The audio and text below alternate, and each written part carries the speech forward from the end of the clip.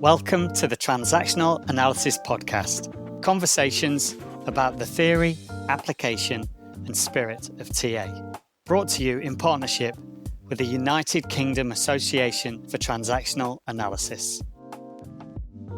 Dasa, it's lovely to have you on the Transactional Analysis Podcast. Perhaps you could go ahead and tell us a little bit about yourself, where you're from, what you do, your professional identity, that kind of thing.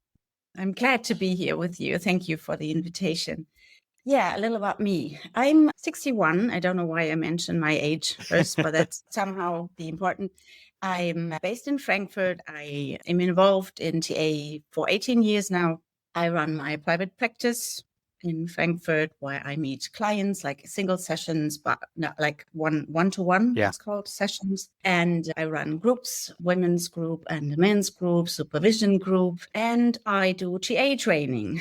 So I have a training group, an ongoing training group, and I do one-on-ones, introductory courses in TA and foundation year, which I copied from England. We don't have that in Germany, I think. I love that. You're a trainer in TA. My title, yes, I'm a provisional teaching and supervising transactional analyst. Great. That's right. Great. Actually, this James mentioned this earlier, but this is the first time there's been 3 PTSTAs all together doing a podcast recording. So we'll see how that influences the work. And so today's episode, you were curious about exploring the subject of counselling with men or counselling for men. Maybe you could tell us a little bit more about the subject of counselling and counselling specifically for men. What are your ideas and thoughts around that? So counselling is one of the fields in TA, one of the 4 fields. And I was trained by psychotherapists. So I was very ambivalent what to do in terms of exam. So for me, counseling, it's a low threshold. Like it's not coming from this high level of, oh, I have a huge problem. I have a disorder. I have a problem. You know, the counseling addresses, if you want banal scripts, like every day, like things that happen to people every day. And I'm very much interested in struggles of everyday struggles, because this is what society is. It's not about this very small number of really, really ill people. So what makes life, or what we meet when we go out, we meet normal, I hate the word normal, but every day. Let's say like people they have crises, they lost their job, or maybe they struggle in their marriage, or they have problems with their kids, or they lost money, and that puts them in crisis. A lot of problems in society are made out of this non-addressed crisis. I'd say that I do political work. Say a bit more about how you define political then. The political in the way that I have impact on people. I'm doing this for 21 years now, and I have an impact on people. They change, like we together, of course, it's I don't tell them what to do, obviously. We are in a process together. And so they take something with them and they start changing their relationships towards themselves, towards others, towards their kids, their spouses, their friends, their colleagues, their bosses. And I think that's a huge contribution. And I'm aware that it's not that much. It's person by person, right? It's changing the world person by person. But it's something. That's a lot for the individual that you're working with, though, isn't it? It's transformative. It can be the work that we can do. Yeah, like you say, it doesn't change the world, but if it changes that one person, exactly. The person is going to change other persons. When a person calls me and says, oh, I had that conversation with my son and it went great, I could start to cry, because it's so important that this child has a father who talks to him. Right. I love this definition of political. I guess it's a small p political. And it's interesting because I think the other connotation of politics is grand and conflict, and bringing the political back to the everyday, I think, is such a helpful way of reframing things, Dasa. Thank you, James. Yes. And that's very much how I see my work. You're specifically working with men. And obviously, as 2 male hosts, we're really intrigued to learn how you got into this particular frame and what you've learned and what we can learn from you as listeners. When I started, I never thought about working with men. It never came up. I was very much interested in couples work, but I somehow forgot about it. And so I started up with women. I did women's career coaching groups, like re-enter into jobs after motherhood. And, that were my topics. And then I had a coaching store, like really stores you could walk in. So I had my hours. And one day a man walked in and I was looking at him. I was like, what does he want? And he said, oh, you're doing coaching. And I could maybe use your help in a thing. And I was like, okay. What am I about to tell him? I'm a woman. How can it possibly? And I didn't even know what he wanted to talk about. It was like, it was stressed out. I didn't sleep. And so he came the next day and we had such a nice conversation. And he made another appointment and he said, it really helped him and everything. And so my frame of reference was like, he exploded. So my perspective on what I could do, it just happened. And from then on, I was intrigued. And what I like about working with men, so there's this political reason that I mentioned. I think everyone should do something to contribute. So this is what I can do to make the world a better place, I guess. That's my contribution. And there's some egoistic reason, I think. So working with men, like compared to working with women, it's such a huge change. So when they open up, it's so rewarding because they're so grateful and so thankful. And women are like in the relational area, women are more trained. Right? When I start working with a man, it's like, and then my girlfriend's looking at me and she's asking me, what are you feeling right now? And I have a blank. He just doesn't know. He doesn't have words. I mean, he doesn't know what he's feeling. And we're not talking about words here. He's just not capable to locate any feeling. He's so turned off, cut off from his feelings. And then a couple of sessions later, he can do this. This is a revelation. And so for me, so I get a lot of strokes. So I love, that's the egoistic part of the answer. What I love about working with men, it's so rewarding. The change is so obviously, sorry for the comparison, but it's a little bit like if you're cleaning the house and you have results, right? In half an hour, you see what you've done. I see the impact I have. I think men, because they are so cut off often and so full of fear to take the lid off and then everything explodes, right? Because they don't know what's lying underneath. They're not trained in terms of they don't know what will happen and they don't know if they can handle it. And men want to handle everything. So I take off the lid a little bit and then the steam comes out and then the lid gets off and and the world crushes. And that's a metaphor, actually, I've heard from a lot of men. So there's so much fear. Yeah. And so they don't let the steam out. The lid keeps, they keep the lid closed. And it makes me wonder, Dasa, like to link to another field in education then. So young men, boys, where do they learn these patterns of behavior, or are they learned, or are they implicit? And I realize that's the whole gender debate. That's a huge minefield. It makes me curious about early experience. Yeah, this is the old nurture versus nature question. And there are, of course, studies around the nature thing. And I think we are different and that we come to the world with different molecules and different hormone systems and different dynamics in our hormone systems.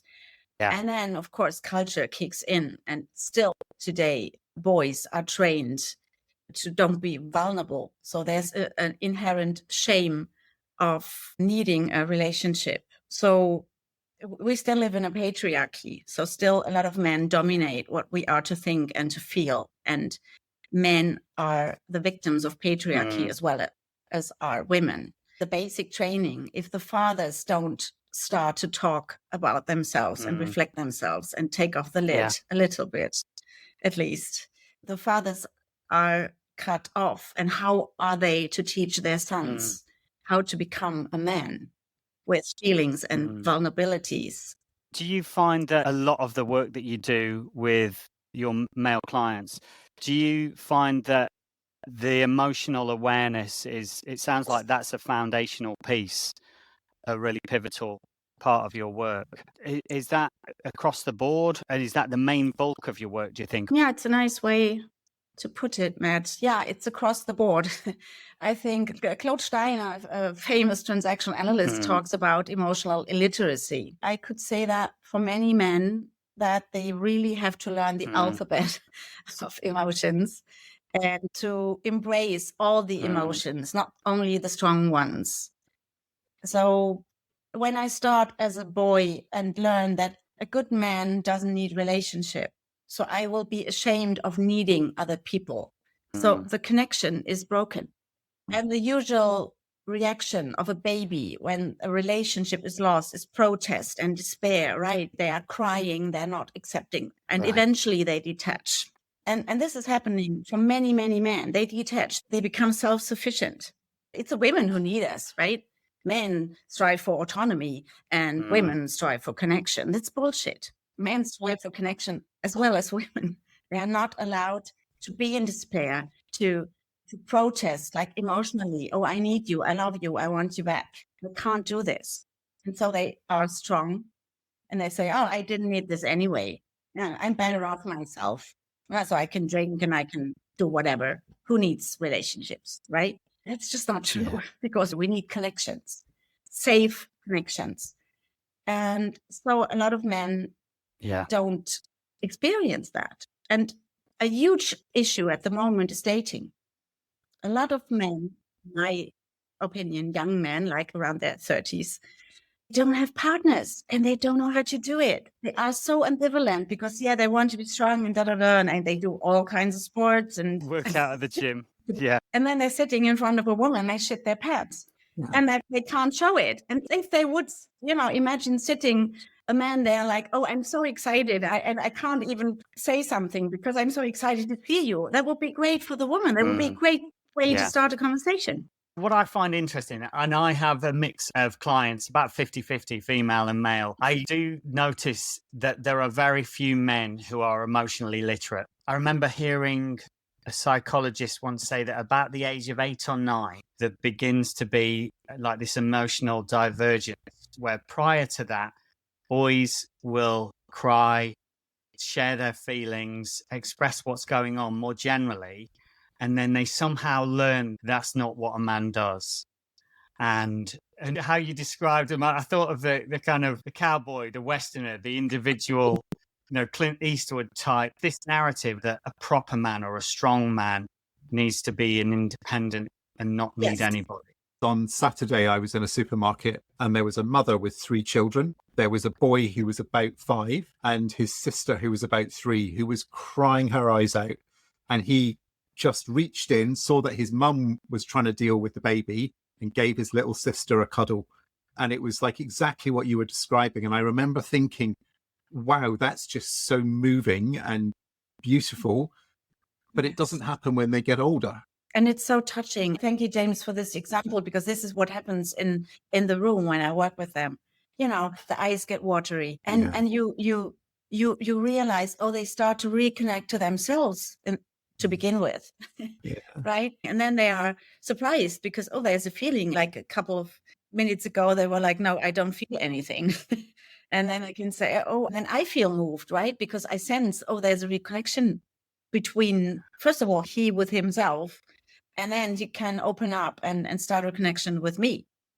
Mm-hmm. So I can say, I'm so moved seeing you being so moved. And then they wipe their eyes and no, that was, I was cutting an onion.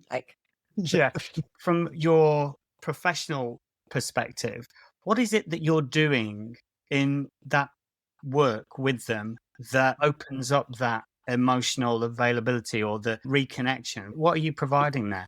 So here the counseling comes into play. So I don't come from a high bar, right? I don't come from, you have a problem that has to be fixed. So in this way, I find counseling so much more human and accepting and tolerant. It's just like, you're having a problem. Tell me about it. What do you want to date?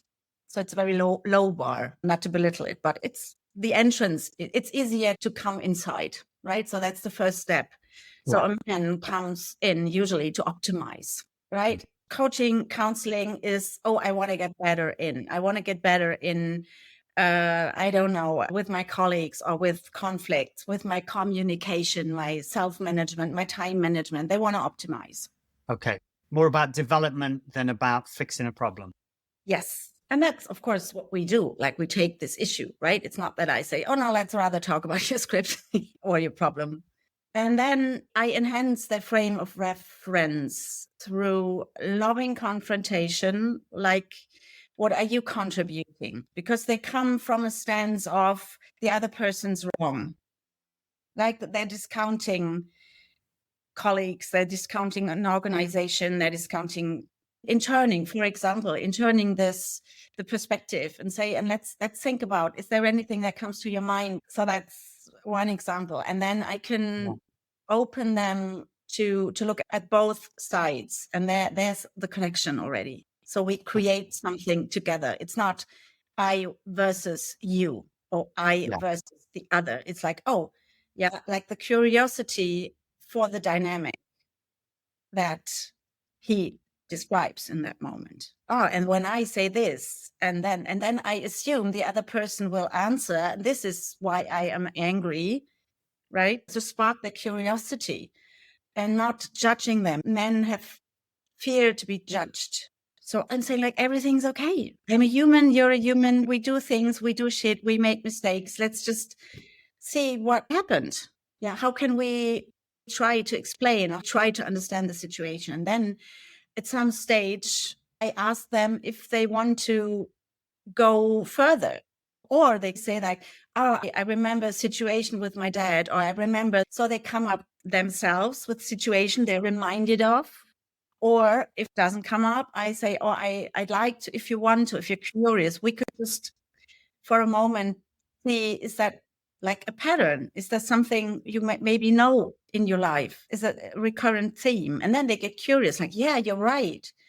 And then we get to the heart of the matter, and they're curious and they want to solve, right? It's not that they are in constant rebellion. They are longing for connection. And that's my assumption. I love that. I love that kind of the underpinning, they come because they want that connection. The metaphor that came to mind, or the image that came to mind as you were sharing, it's like you're beside them rather than above them or face-to-face confrontation. It's more like you're standing with them. I've worked with so many men and women, so I know the insights, right? And I work with couples, so I know both of them. And I'm a sad feminist. Like, I'm sad because I see the sufferings on both sides. And I hate this feminism that is doing the same thing that patriarchy did, like discount men. That's not the way it will work out. And we can very much see it in politics at the moment.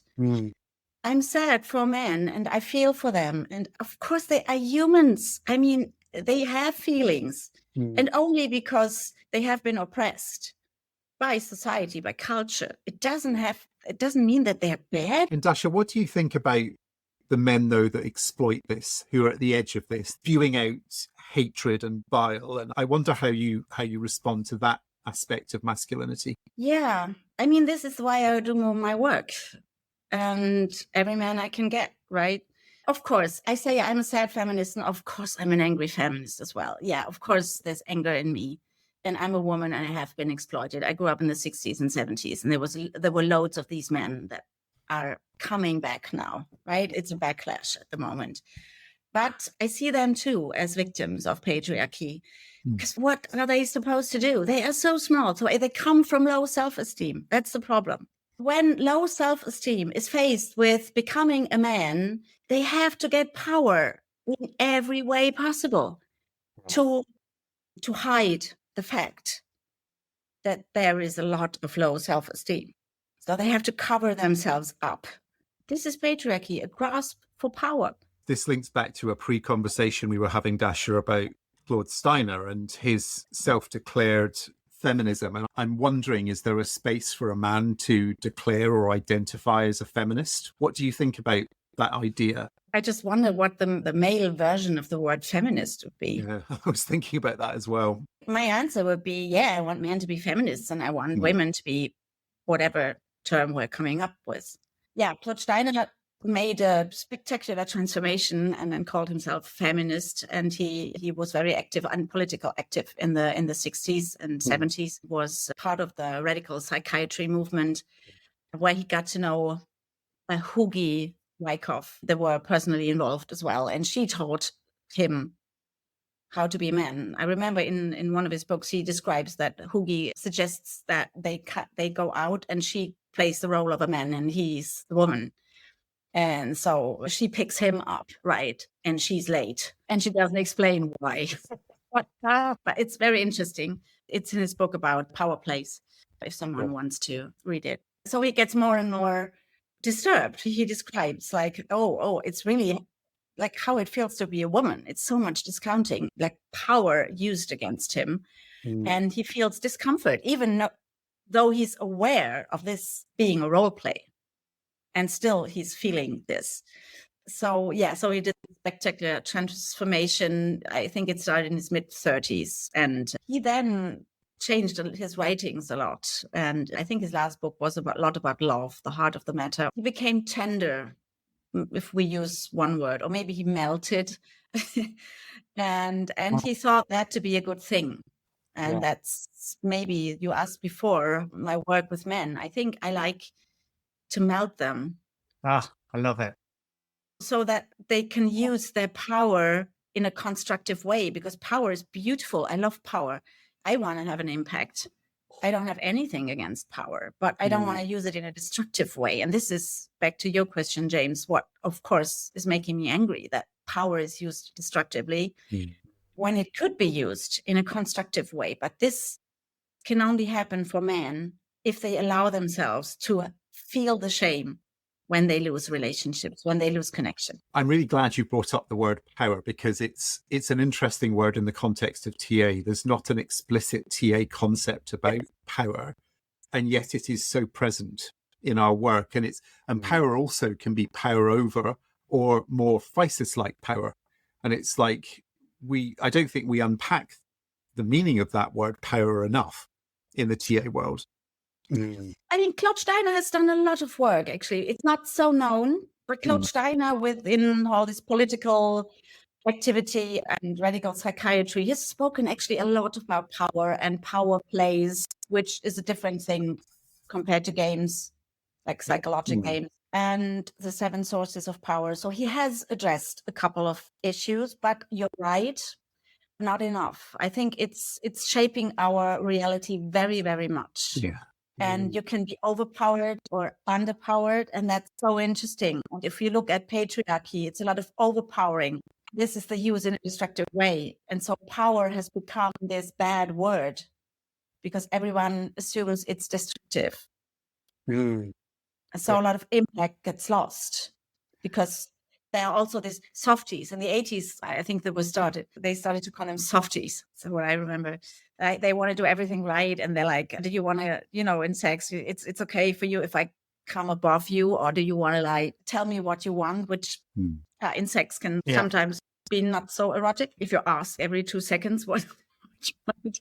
Interesting that you say that. So what I'm hearing, even that last comment, that this is not about, so your work is not about going to the extremes which lead to disempowering, but it's about helping men to understand their relationship to power, their relationship to their own feelings. I'm curious about your work with men's groups as well, because you must get a lot of insights there as to what it is that supports your clients in order to develop, and specifically with men. So maybe you could share some of the things that you've learned there as well. Yeah, thanks. So I started with a mixed group in 2013 because I wanted to do groups. I found groups power. Groups is connection, right? So the wounds we have experienced in our families are the first groups, right? So for healing, I think there's no better way than to do this in a group. Because there you have to be in connection. And you have to decide what to say, if to say something, if to not say anything at all, show yourself or hide yourself, discount yourself or discount others. Connection. Yeah. And then I had a mixed group. And I noticed that the men wouldn't say anything at all because the women were talking all the time. Or the men would talk all the time. and try to please the women. And then I thought, oh, no, that's not going to work. And so I split. And I didn't want to do it because I like diversity, right? I like it when different perspectives are in the room, but that it just didn't work. Okay. It was an either or situation and connection didn't happen. And so I split. This was the reason I did a women's group and a men's group. So I never really decided, I'm going to do a men's group. It was just a decision that came out of this observation. And then I landed with a men's group because I just split it then. So yeah, the connection that's happening and the sharing. So one of my favorite feedbacks of one of my clients from the group was, here I'm sharing things I would share after the 6th beer. Wow. And that's another huge issue with alcohol. So they need alcohol to not feel the shame when they start to connect. You remember the shame of protesting against loss of relationship. With alcohol, it's easy. And then it's also, unfortunately, easy to overpower because you lose control. And then women get angry. Like, what? Jude, come on. But Jude is not listening anymore. Jude is in his private movie. Yeah. And this is where we all start. And this is human. I'm so happy that there are well-trained people who deal with disorders. I appreciate their work. And there's just everyday life. And this is everyday man's life. I'm lonely. To express in front of other men, I feel lonely. Oh my God. That's like, I'm shivering even now. And one of the things that I've observed working, with a good mix is that men tend to have less strength in their social network when it comes to friendships. The thought of showing tears or being vulnerable, crying in front of other men, again, is something women would be much more comfortable with that generally, culturally, and men not so. Do you find that in your groups you are experiencing that safety for the men to be able to share their emotions, or does that take a good amount of time? It's interesting. I think, yes, the men have created for themselves in the past years such a strong bond and such a welcoming, safe space because they open up and they welcome a new member and they just share something. And then you can look at the new member like, oh my God, marveling about what's happening there. What I'm struck by, Dasha, as I listen to you, is you've given us a wonderful insight into the power of the transformation that can happen through everyday transactions, shall we say, in the group. And that's such a heartwarming story. And it gets me thinking, how do we get more of this out there? Yeah. And I think it's also one of the questions that we ask is about the profile of TA and how well known and how well utilized TA is. Is it niche? Arguably, it's a niche psychology. Yes. It has been extremely well known. So and when you describe the everyday, that's what got me thinking. I think TA comes from that place. And for me, back to counseling, this is why I'm doing TA and why I'm doing counseling. And this is what led me to the decision to do counseling instead of psychotherapy.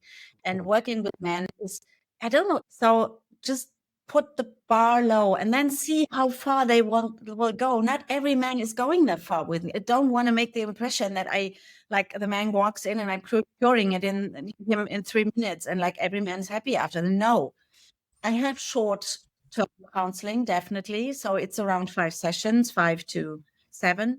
Yeah. And sometimes it takes 3 and then we make a pause and see how that, enters his world. And then we meet again after half a year or something. So I'm a satellite, so to speak, and he can call anytime if something comes up. That's also a counseling thing. I'm not doing once a week. I think we have to have life to give a chance to do its thing. Yeah. So I'm giving impulses, and then people decide if they want to use it and how they want to use it and how they want to redecide something and put it into action. And then they come back and we can talk about, how did that land?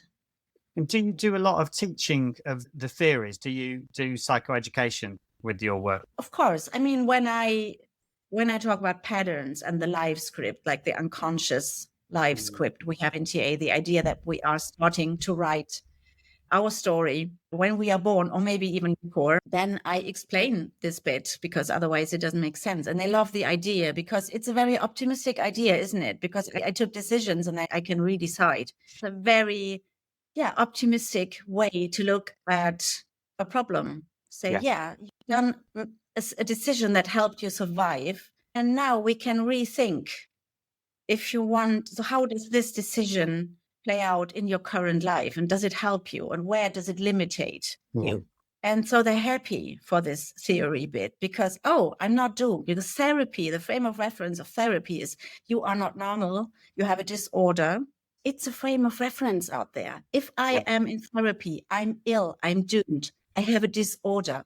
The diagnosis is a life sentence. And now with social media, with this self-diagnosing stuff, it's got worse. So men come to me with, I have ADHD and I have whatever. And they say, I am. This is like a life sentence. I have to deal with that. And with my work with everyday and counseling, I say, no. You're not doomed. Everybody has problems. Life is crisis. A teacher of mine said, when we are born, we are getting into conflict. And I love that. It's conflict start with our birth. And we can learn about, this is what we do. We learn about our conflicts and learn of our mistakes. So it's not like you're a bad person and sorry, bad. Once bad, always bad. And then you're a man. Oh, I'm so sorry. We can't do anything about that. Discouraging, right? In TNTA, we want to empower, and counseling is very much for empowering. I keep trying to keep the balance with problem, like what's the source of the problem, and empowering.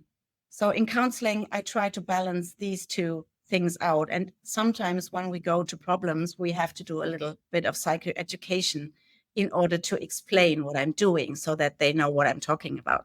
I have another curiosity, Dasa, in that a lot of this conversation has been anchored around gender and your frame of reference with respect to gender. And I'm just thinking there are a host of other ways of defining identity: sexuality, nationality, religion, class, economic earning power. I'm curious about how do they fold into your work, other dimensions of identity? Very much.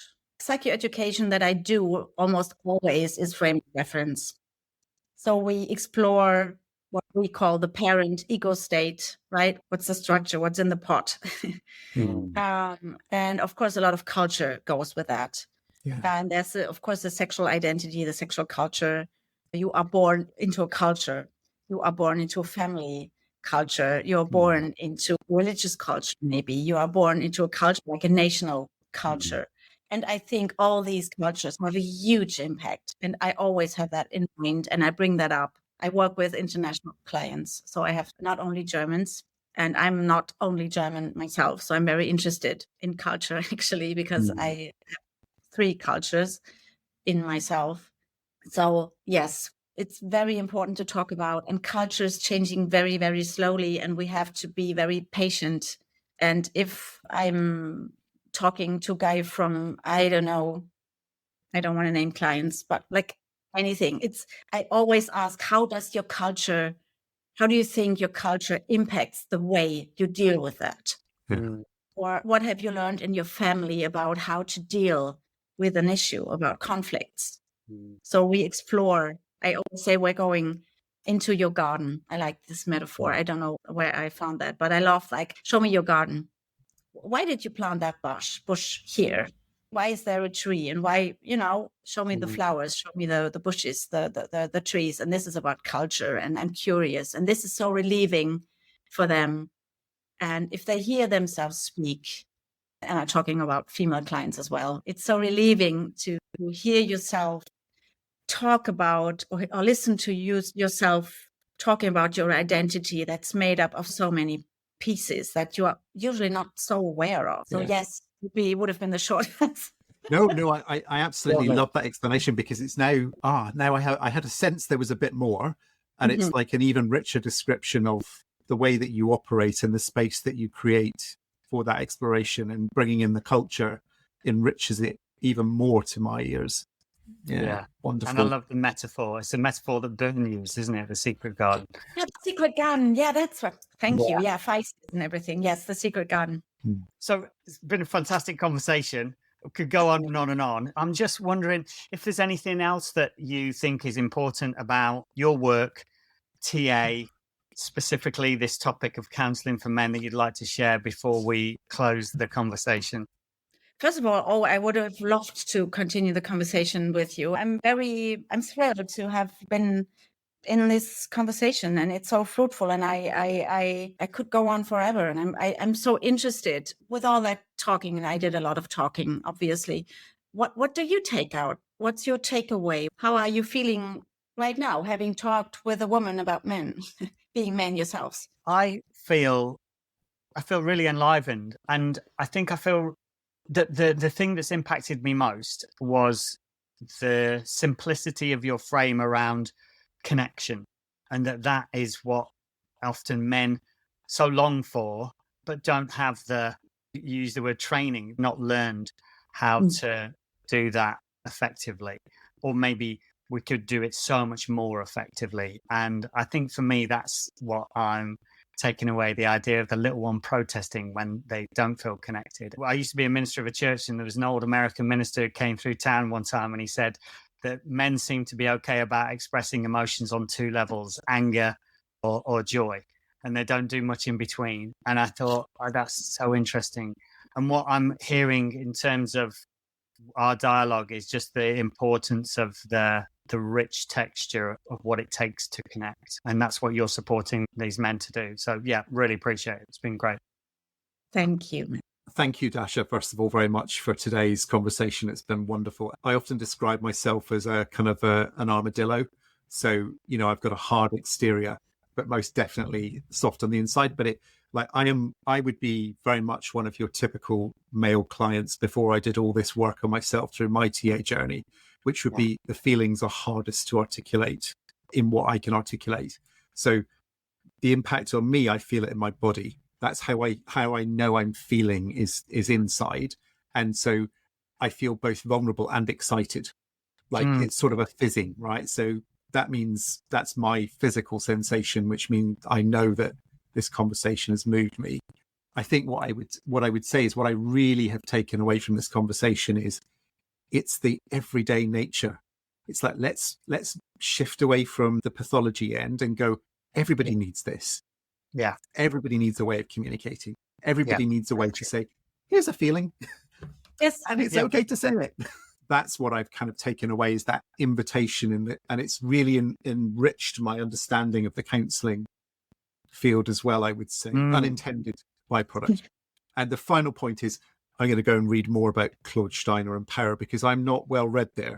And so I've learned something in today's call as well. Yeah. So thank you, Dasa. Thank you, James. Thank you. Yeah. And I just realized how much I learned from this and from what you were saying. And it's really so important that men and women talk like that. And we're just opening up and sharing thoughts and visit our gardens and stay curious without judging and discounting. And I'm very moved. Thank you both for giving me the opportunity to speak about us, to speak up about men, and about my sadness. Sadness, anger, and optimism. All of the above. If want to get hold of you, Dasa, whereabouts can they find information on you? I have two websites. The one is more about the TA training, and we could, I guess, put it in the show notes, because if I pronounce it now in German, nobody will get it. Right. And there's another one who's more about my counseling. And I'm on Instagram. I do cartoons. I love drawing cartoons. They're very good. Thank you. So if anyone is interested in psychological, so what I pick up out of my sessions, like sometimes really after session, I sit down and do a drawing, because the sentence comes up, and there's sometimes sentences really uttered by clients. We'll put your Instagram handle in the show notes as well. And I'm working in English as well. So I'm working internationally, and I'm working online. I love online because it gives me the opportunity to work with anyone. And this intercultural thing is very exciting. We've really enjoyed it. It's been wonderful speaking with you. Thank you so much for your contribution to this podcast, to the work that you do with all of your clients and the TA community. I really appreciate it. Thank you, Dasa. Thank you for listening. We hope you enjoyed this episode. If you did, please leave us a review. Leaving a review allows more people to discover the podcast, so you can scroll down to the ratings and reviews on Apple Podcasts and click Write a Review. If you haven't already, please follow us wherever you get your podcasts from. We're available on all major podcast platforms. For more information, you can visit our website, www.tapodcast.com, or follow on all the usual social media platforms. This podcast is brought to you in partnership with the United Kingdom Association for Transactional Analysis, the European Association for Transactional Analysis, and our wonderful Patreon supporters.